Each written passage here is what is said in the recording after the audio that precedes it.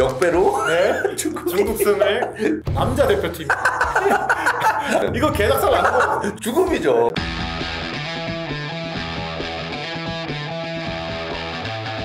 안녕하세요. 안녕하십니까. 네. Congratulation. 여자 축구 국가대표팀이 아시안컵에서 준우승을 차지했습니다. 와, 깜놀입니다. 깜놀. 그러니까 뭐 많은 분들이 아시아에서 뭐 준우승한 거 대단한 일이야 할 수가 있는데 남자 축구와는 또 분위기가 다르죠. 맞습니다. 네, 남자 축구는 뭐 대한민국이 아시아의 호랑이 뭐 이렇게 불리고 항상 강팀으로 군림을 해왔지만 여자 축구의 경우 동아시아가 어렵습니다. 어렵죠. 네, 강한 팀들이 많기 때문에 네. 뭐 일본 같은 경우는 월드컵 우승도 하지 않았었나요? 네, 그리고 뭐 중국도 강하고 그렇죠. 북한 강하죠. 호주 있죠. 호주가 또 들어오면서 골치 아프죠. 골치 아프죠. 네. 이번에 결승 진출 자체도 역대 최고의 성적이고 준우승도 당연히 역대 최고 성적. 네. 네. 콜린 벨 감독이 네네. 그러니까 외국인 감독 선택은 좀 잘했다고 생각해요. 그리고 또 중요한 건 경기를 저는 솔직하게 얘기해서 이번에 중계도 했었잖아요. 네네. 근데 이번에 그 결승전을 준비한다고 전체는 다 보진 않았지만 하이라이트 보면서 내가 대회 과정 처음부터 지금 예선전서부터 지금 뭐 8강, 4강 결승전까지 올라오는데 그 경기를 다 봤었거든요. 네네. 많이 발전했어요. 근데 그 발전한 거에 결승전만큼은 결승전 전반전까지는 너무 좋았어요. 2대0으로 앞서고 있었는데 후반 막판에 이제 3골을 연달아 허용하면서 아쉽게 역전패를 했습니다. 근데 중요한 건 우리가 정말 많이 좋아졌다고는 하지만 우리가 상대해야 될 팀들 있잖아요. 뭐 호주하고는 1대0으로 이겼고 또 일본하고는 또 1대1 무승부를. 네. 그리고 중국한테 좀 아쉬운 게 우리가 중국한테도 좀 약하고요. 저는 많이 성장은 했고 발전을 했는데 좀 뭔가 아쉬움들이 남더라고요. 그래서 그런 부분들에 대해서 좀 임팩트 있게 좀 얘기를 좀 해드리겠습니다. 과연 어떤 점이 콜린 벨호 감독 체제에서 발전을 했는가? 세대 교체. 네. 잘한 것 같아요. 그러니까 이게 세대 교체를 말씀이 나와서 드리는 말씀인데 뭐 항상 그 여자 축구의 황금 세대라고 하죠. 그렇죠. 한 80년대 후반생부터 해서 90년대 초반에 그런 어떤 과거부터 뭐 심서연, 조서연, 지소연부터 해서 그 당시에 어린 그 연령별 대표에서 뭐 20세 월드컵 3위, 17세 월드컵 우승했던 몇민지 그렇죠. 고층까지만 있는 것으로 생각하시는 분들이 맞습니다. 있었는데 콜린 벨 감독과에서 그래도 우리가 생각지 못했던 90년대 후반생이라든지 2000년대생들까지도 발탁을 하면서 실제 기용까지 하는 추유주라든지 그런 선수들, 최유리, 뭐 이국민 선수, 또 그러니까 그런 선수들이 공격에서 그렇게 상대화해서 주눅들지 않고 개인들이 가질 수 있는 능력들을 다 보여줄 수 있었다라는 거, 그건 되게 높게 평가해요. 콜린 벨 감독이 선수들과의 서로 간의 소통 있잖아요. 그것도 정말 잘했기 때문에 지금 같은 성적을 또 낼 수 있었다라고 좀 생각하고 있습니다. 그 예전에 우리가 정말 더 잘해야 될 것들이 여자 선수들은 일단 피지컬적으로 우리가 좀 약했잖아요. 네네. 힘이 좀 부족하고 또 뭔가 우리가 연결해 줄 때 연결고리들이 뭔가 대한민국 하면 느껴지는 것들이 있어야 되잖아요. 팀의 스타일. 콜린 벨 감독이 아주 현대 축구에 좀 최적화된 어떤 그런 축구? 잘게 썰면서 우리 선수들이 잘할 수 있는 것들을 할 수 있게끔 한 거에 대해서는 되게 높게 평가해요. 그리고 선수들도 그런 부분에서 상당히 좋아지긴 했는데 그러니까 킥도 좋아졌어요. 그러니까 정말 필요한 거거든요. 그러니까 헤더도 옛날에 비해서 좀 좋아진 것 같고, 그리고 선수들 패스 같은 어떤 연결하는 것도 되게 좋아졌거든요. 근데 저는 그래서 우리가 중국하고 결승전의 전반전까지는 너무 잘했던 것들을 못했던 것들이 이렇게 단점들이 보완돼서 장점으로 보여줬거든요. 근데 후반전에 정말 아쉬운 게 우리가 그러니까 2대0으로 이기고 있다가 제가 개인 방송을 하면서도 그 얘기를 했거든요. 2대0이 어쨌든 뒤집힐 수 있는 그 상황이 만들어질 수 있을 거라고 생각을 했고, 우리가 잘 버티면서 이거를 이겨낼 수 있어야 된다라고 생각을 했는데, 골이라는 게 있잖아요. 생각하지도 못했던 부분에서 만들어지잖아요. 그러니까 중국은 당연히 우리한테 2대0으로 지고 있는 상태에서 변화를 줘야 됐고, 그 변화를 너무 잘 줬어요. 공격수가 빠른 선수가 들어왔고, 또 피지컬적으로 원래는 그 공격의 에이스인데 수비를 보더라고요. 11번 선수인데. 근데 그 선수를 후반전에 내가 그 얘기를 했었거든요. 경기를 뛰면서 만약에 중국이 지면 저 선수를 수비에 내린 것 때문에 공격적으로 해결할 수 있는 상황이 만들어지지 않아서 문제가 될 수 있을 거다. 아니면 중국 감독이 경질이 될 거다. 그 얘기를 계속 했었어요. 근데 그 선수를 올렸어요.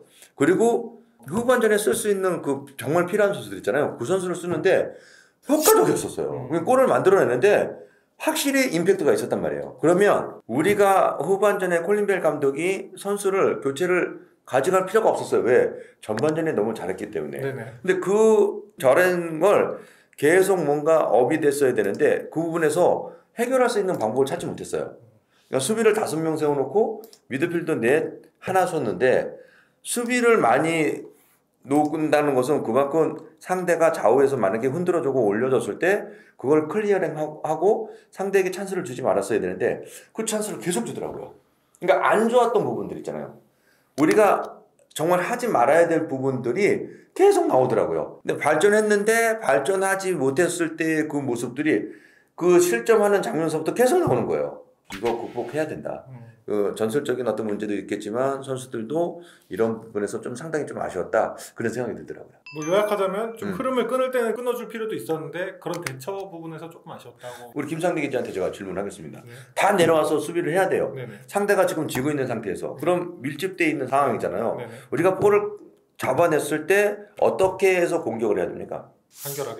간결하게 하는데 카운터 어택을 때려야 된다든지 네네. 그래야 되는데 그런 작업들이 앞으로. 근데 그런 빠른 작업을 할 수 있는 그 공격수들에게 연결이 하나도 안 됐어요. 볼을 못 잡아냈어요. 그럼 이건 문제가 되는 거죠. 네네. 그럼 계속 당하면요 그 실점할 수밖에 없거든요. 두드리면 열리거든요. 네네. 근데 그 상황에서 우리가 효율적으로 뭐 경기를 끊는다든지 아니면 전방에 뿌려졌을 때 그거를 볼을 잡아내서 뭐 해결할 수 있는 선수가 있는다든지 그런 게 전혀 안 됐어요. 교체도 좀 이렇게 빠르게 가져가지 못했.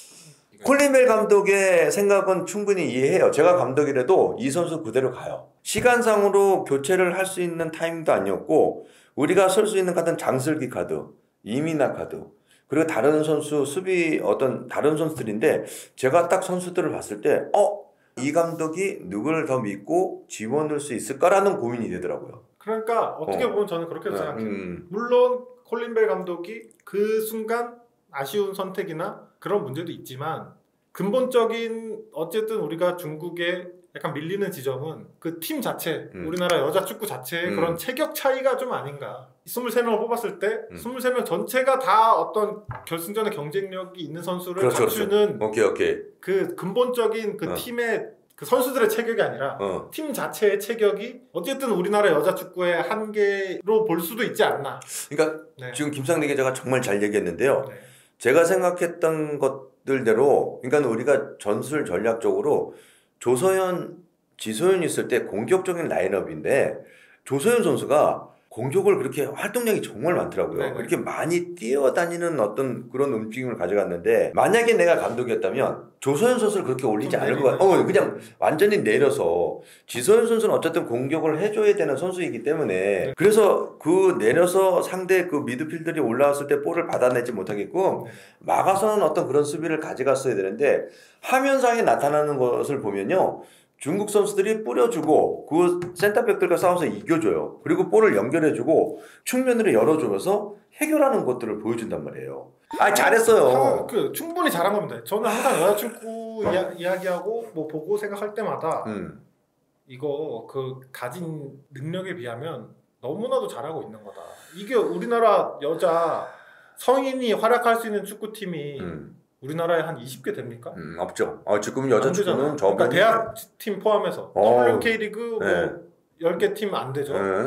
그것도 군팀 포함해서. 그렇죠. 그리고 대학팀 10개 팀 안 되지 않나요? 지금은 팀이 없어요, 진짜. 그거에 비하면 그런데도 불구하고 아시아에서 2등을 한다? 전 세계 가장 강한 팀들이 경기를 치르는 월드컵에 출전한다? 이것만으로도 저는 충분히 대단하다. 그러니까 저는 솔직히 개인적으로 여자 축구에 몸을 담궜던 지도자였고 지금 콜린 벨 감독이나 여자 선수들 대단한 거예요. 이거는 누가 뭐래도 이렇게 할 수 있는 지금 우리 선수들 실력적으로도 모든 면에서 칭찬받아야 되고 여기에 적극적으로 우리가 투자를 해야 된다는 건 맞아요. 그러니까 전 경기상으로 봤을 때 우리가 그런 약점들 선수들도 알고 있죠. 그런 부분에 비약적인 발전이 되면 저는 충분히 뭐 여자 축구 대표 선수들 일본, 호주, 뭐 중국, 북한 경기 내용 있잖아요. 정말 더 잘할 수 있다고 저는 생각하는 거죠. 그래서 항상 여자 축구에 대해서는 팬들의 시선도 조금은 다독여주고 그렇죠, 항상 좀 박수 쳐주고 격려해주는 분위기이지 않나.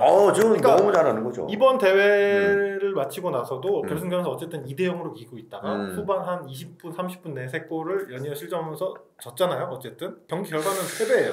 그런데 물론 일부 팬들이 야 이거는 너무 아쉽다. 이거는 문제가 있는 거 아니냐. 30분 동안 그렇게 우르르 골을 먹는 게 제가 이거 막 이렇게 질타하는 목소리도 있긴 했지만 감싸주는 목소리가 또 굉장히 많았거든요. 맞죠. 그런데 만약에 우리 반대로 생각해 봅시다. 남자 대표팀 그건 차원이 있는 거예요. 아시안컵 결승에서 2대0으로 앞서다가 3대1로 3골 우르르 내줘서 졌다. 네. 이거 개작살 나는 거거든요. 죽음이죠. 하지만 네. 여자 선수들에게는 박수.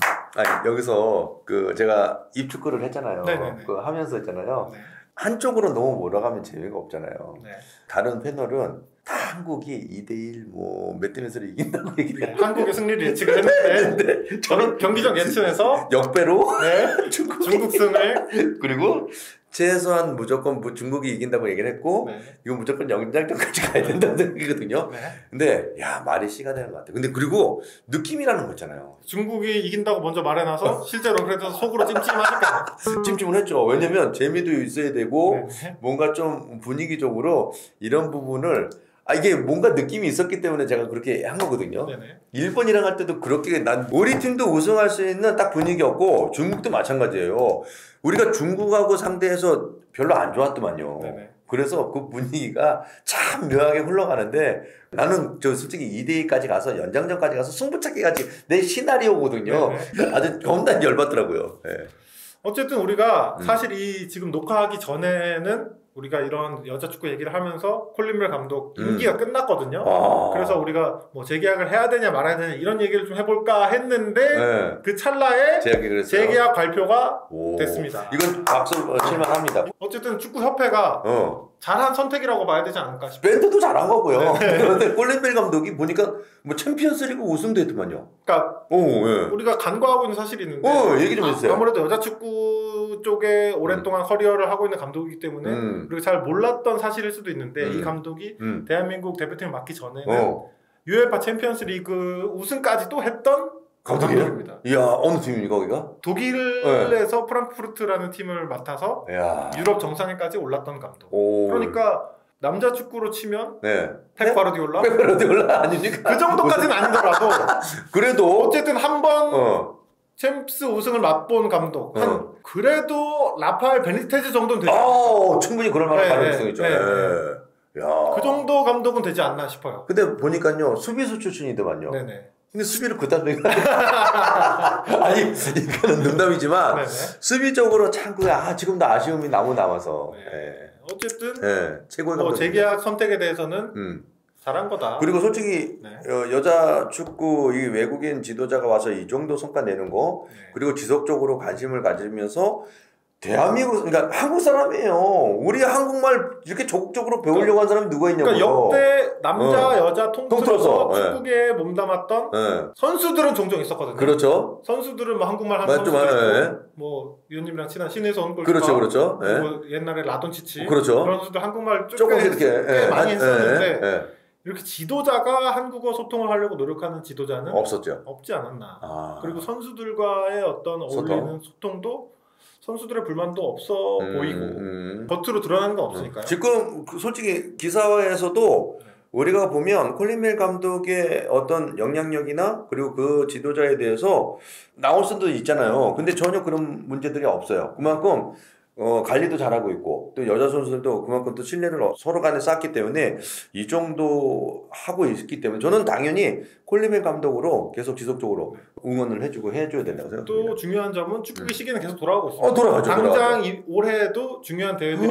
이어지고 있고요. 동아시안컵도 있고 아시안게임도 있습니다. 아시안게임 같은 경우에 남자팀은 23세 이하가 참가하는 연령별 대회지만 여자팀의 경우에는 성인 선수들이 다 참가하는 대회이기 때문에 특히나 또 우리가 아시아에서 어느 정도 성장을 했느냐 가늠을 해볼 수 있는 대회이기도 하기 때문에 그렇죠. 선수들이 아마 굉장히 이를 갈고 있을 거예요. 지난 대회 동메달이었나? 우리나라가 정도를 했었기 때문에 조금 더 높은 순위로 올라가고 싶은 마음이 충분히 있을 겁니다. 그리고 또 내년은 월드컵이죠. 월드컵이 있습니다. 야, 호주입니다. 네. 깽가루에서잖아요. 근데 이거 경기 그 대회에서 좋은 성적을 좀 냈으면 좋겠습니다. 당장 1년 뒤에 월드컵이기 때문에 또 어쨌든 우리가 계속 지속적으로 부르고 있는 황금 세대 이 세대들이 아마도 참가할 수 있는 마지막 대회가 될 수도 있지 않을까. 그렇죠. 지소연을 필두로 한 네, 조소연 선수 그렇죠. 네. 그리고 또 뭐 김정민 골키퍼도 네네. 그렇고 예, 여러 선수 뭐 심서연 선수도 그렇고 지금 예. 수많은 선수들이 또 해외에서 활약하고 있는 황금기이기도 하고요. 맞아요. 네. 예.